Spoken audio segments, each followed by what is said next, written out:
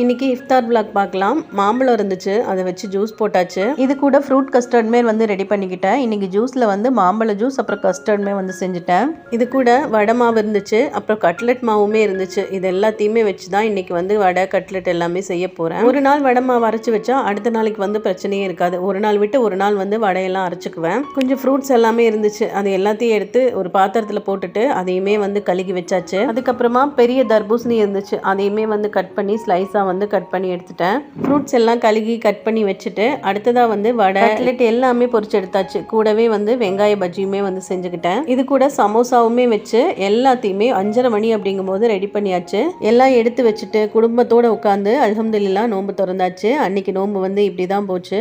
Thanks for வாட்சிங். சொர்க்கத்தின் கதவுகள் திறக்கும் மாதம், அழகு சுந்தர